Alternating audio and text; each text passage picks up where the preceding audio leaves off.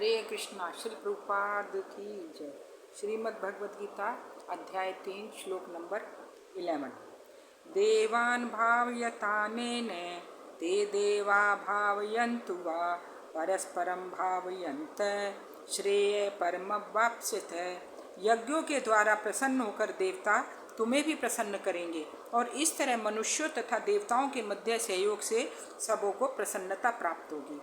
अब इस श्लोक में बता रहे हैं कि जितने भी देवता हैं वो सब क्या है, भगवान के आश्रित हैं और भगवान ने सबको अलग अलग एक तरह से विभाग सौंप रखा है। जैसे एक प्रधानमंत्री है, जैसे नरेंद्र मोदी है, उनके नीचे जितने भी मंत्री हैं सबको उन्होंने अलग अलग विभाग, अलग अलग कार्य सौंप रखा है। कोई कृषि मंत्री है, कोई कपड़ा मंत्री है, कोई शिक्षा मंत्री है, इस तरह से अलग अलग सबके विभाग है। इसी तरह से जितने भी ये देवी देवता हैं, भगवान ने सबको अलग अलग उनका एक एक अलग अलग विभाग दिया हुआ है। तो जो भी कोई जल का देवता है, वायु के देवता है, अग्नि के देवता है, अलग अलग। और जीव क्या करता है, अलग अलग देवताओं को प्रसन्न करने के लिए अलग अलग वो जो है उनके लिए यज्ञ करता है। लेकिन सबसे बड़ा यज्ञ क्या है, भगवान विष्णु को प्रसन्न करना। तो हमें यज्ञ करना चाहिए, किसके लिए, भगवान विष्णु की प्रसन्नता के लिए यज्ञ करना चाहिए। यदि भगवान प्रसन्न हो जाते हैं तो अन्य जो देवी देवता हैं वो अपने आप ही प्रसन्न हो जाते हैं, क्योंकि वो सब क्या है, भगवान के ही आश्रित हैं। जब हम देवी देवताओं को प्रसन्न करने के लिए यज्ञ करते हैं तो वो एक तरह से देखा जाए तो अप्रत्यक्ष रूप से वो भगवान को ही जाता है।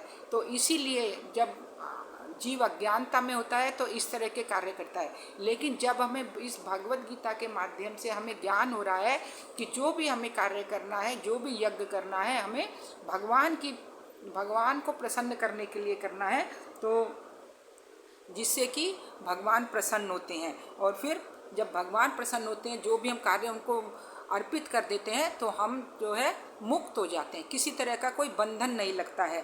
तो इसीलिए जो है, और जब हम कोई भी यज्ञ करते हैं तो उससे क्या होता है, हमें मनुष्य के खाद्य पदार्थ शुद्ध होते हैं। जो खाद्य पदार्थ शुद्ध होता है तो हमारा जो शरीर है वो हमारा शुद्ध हो जाता है। शरीर शुद्ध हो जाता है तो हमारे उसके शरीर के अंदर जो भी तंतु होते हैं, जो भी हमारे सूक्ष्म तंतु हैं वो शुद्ध होते हैं। और उनके शुद्ध होने से क्या होता है, हमारा मुक्ति का जो मार्ग है वो हमारा एकदम प्रशस्त हो जाता है।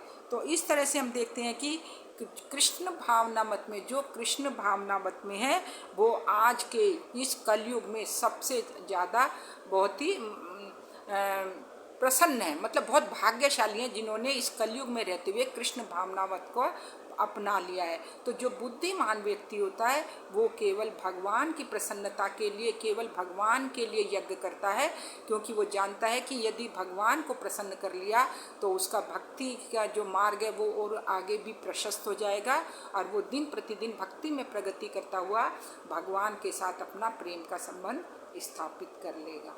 हरे कृष्णा। श्री प्रभुपाद की जय।